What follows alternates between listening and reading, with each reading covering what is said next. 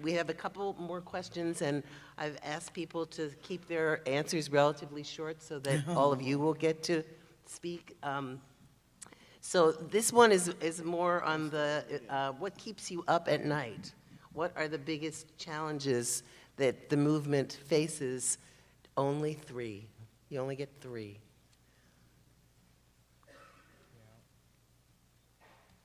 All right, I'll take it. All right. What keeps me up at night? Is this far enough away? Okay. Yep. I'm about to bust into a poem. Not really. I wish I had written one, but not today. Surveillance, and I mean that on every level. Obviously, COINTELPRO, all that stuff has happened, but I think we're at an accelerated rate of surveillance and policing that has become so militarized and so incessant in our day-to-day lives that sometimes I'm not sure that we're even aware of the surveillance we're experiencing in the moment, and what that means for creating safety outside of the system. Like that if we ever trusted, and I didn't, trust the state to create safety for us, I'm very concerned that people still believe that that is even possible.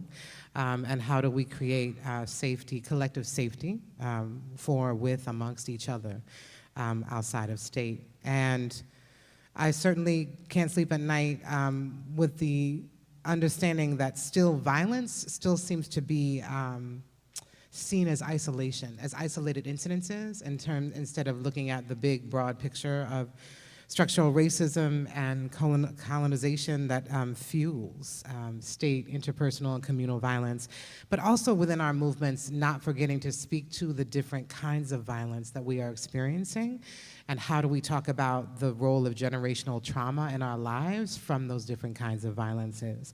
Sometimes I feel we're only speaking to state, or we're only speaking to interpersonal, and we're not talking about, as Angela Davis says, the economy of violence. And what that does to us on a cellular level. And then finally, arbitrary borders. This idea that we are really separated by state, separated by continental divides. It is part of the colonization of our minds.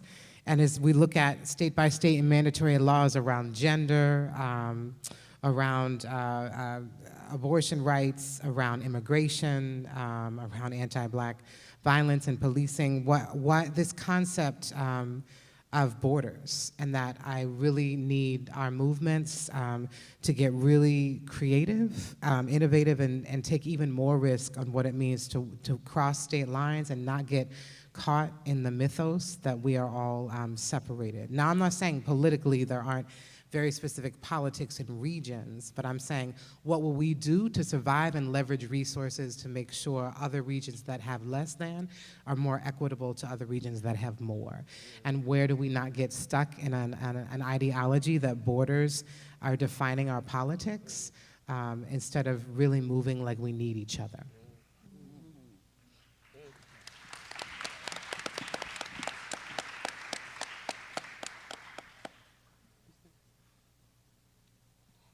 Have nightmares? I'll go. I cannot resist the microphone. It's probably its phallic shape. I'm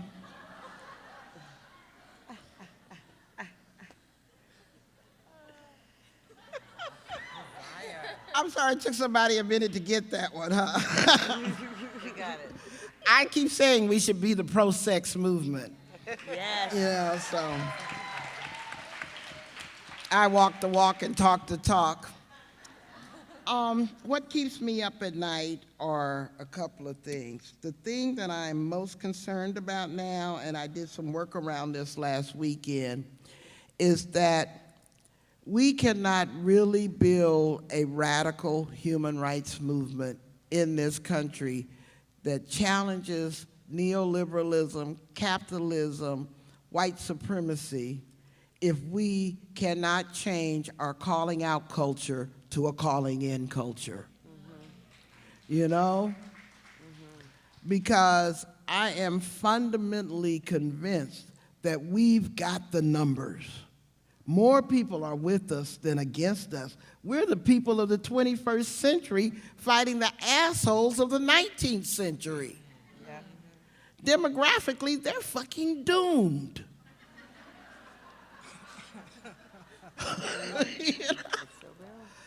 And yet, we spend our best energy on fighting each other on issues of political differences and race and gender identity and, you know, you didn't use the right word, you didn't use the right pronoun.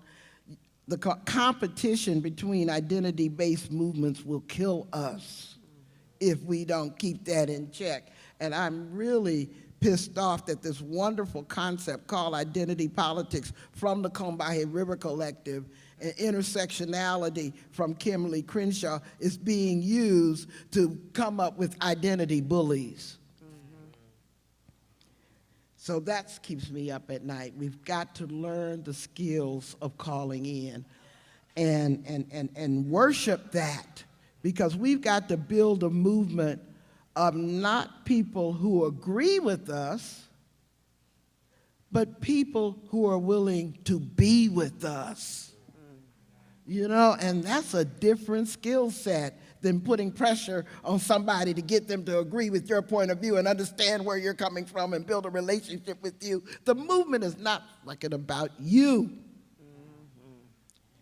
It's about how you can serve the movement. And it keeps me up at night that we have this radical consciousness without the radical skills to actually. Somebody said it yesterday. I said, we spend more time worrying about being right than worrying about winning power. You know?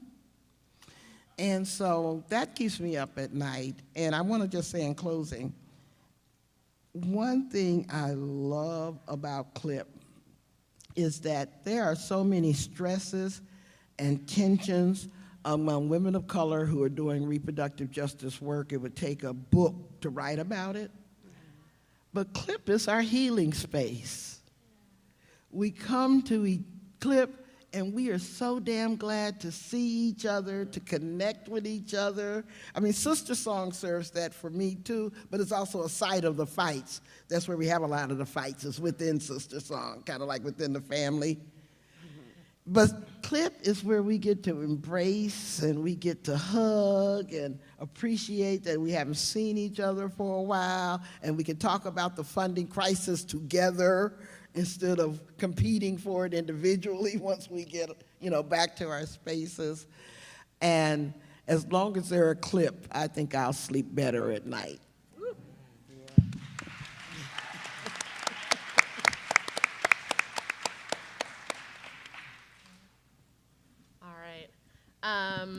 So, Marlene, I'm amazed that you gave us 3 because, like, we just could do this all day. So I think the things that keep me up at night, so part of my work is in opinion research, learning kind of what does the public think and know about different issues. And it keeps me up at night, the disparity in information and access to information about the policies that are tearing our families apart, that are denying us health care, that are causing real harm. And, you know, the amount of information that y'all have had access to in the last couple of days that you've brought to this space, that we've shared in this space, I mean, it's when you start to look at, you know, asking people across the country, are they aware of, you know, the laws that allowed for discrimination against LGBTQ people? No idea. Are people aware? You know, most people in this country have no idea that in the past couple of years, more than 300 new laws have been passed restricting abortion. Everybody knows that Donald Trump said something about punishing women who have abortions.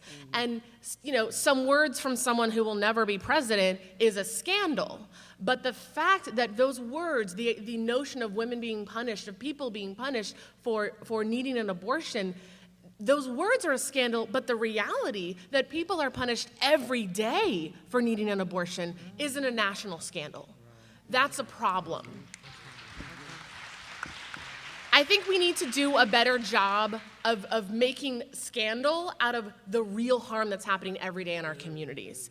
You know, I felt, you know, similarly, there was a scandal when Bill Clinton said some really effed up things about Black Lives Matter and basically defended his whole record that has led to the incarceration, the mass incarceration of specifically Black folks and people of color.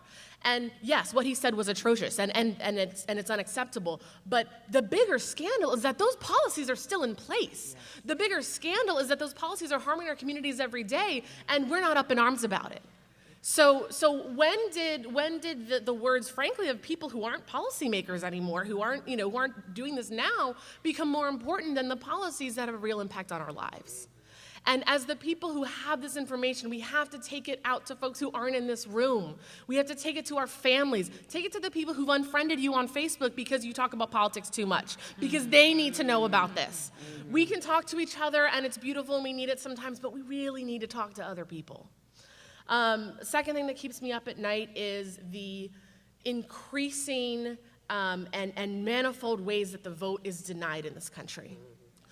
Women and people of color fought and died to be able to vote in this country, and we are losing it. We are losing it because the Civil Rights Act has been gutted. There is massive voter suppression. We are losing it because people who are formerly incarcerated are denied their civil right to vote. People who are here as immigrants who are denied a path to citizenship are not able to vote. And this systematic disenfranchisement, if you look at the arc of history in this country, there was more and more folks voting, and we're going the other way. We're taking the right to vote away, and we have to fight for it. It's not the only thing, it's not the be-all, end-all, but we cannot lose it. We have to honor the legacy of those who have fought and died so that we might have the opportunity to vote and choose our leaders. And the last thing that keeps me up at night, and this is more, this is more in the family, this is more in the movement, but, coming up on my 10th year doing this work and thinking about what it's taken to keep me in this movement, all those times when I felt like, boy, I could sure sleep more and get paid better at a lot of other places and maybe be able to live a life. And boy, it's 2:30 in the morning. Am I going to go home anytime soon? Too many of us who do this work burn out before we're able to shine most brightly. And we have to take care of ourselves and each other, and people say that, but they don't do it, so we have to maybe stop saying it and start doing it, because we have to be in it for the long haul. Loretta, as you said, if we're gonna build the movement that is going to overturn white supremacy and mass incarceration and discrimination, we have to be around for it. And we have to find ways to survive our lives and to survive in this work and take care of each other so we can be there for the victory party, because I want to see y'all all there. All right.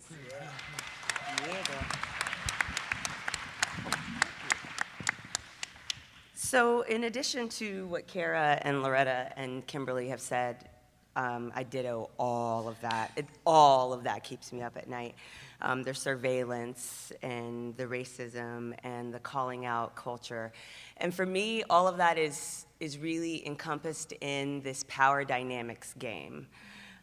Specifically, I was having a really exciting conversation before sitting up on this panel, and really integrating all of the different things that I learned sitting there yesterday, listening to the RJ panel talk about how what we really need to do is just blow up the whole goddamn thing and start over, right? And so when I think about that and I slow down, for me, what really is involved in that is this idea that because we don't consistently check in with ourselves and check in the ways that we're internalizing all the various versions of the oppressions that come at us, the ways that we are learning racism, sexism, all of the isms, right? I'm not gonna sit here and name them all because I'm sure I'll forget one, and hey, somebody will call me out, right?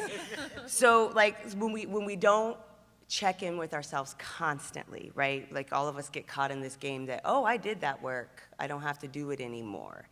So when we slow down and we do that work and we stay in that space of constantly checking in with ourselves, learning, making mistakes, apologizing, and moving forward, when we're in that space, then there's not this issue of the power dynamics that I see that plays out. So, sitting up in front here before this panel and talking about the ways that as we as organizers, as activists, when we start to feel like we're getting closer and in more proximity to the power, how all of that bullshit that we learned, all of that oppression that we learned, all of a sudden starts to become our operating model, right?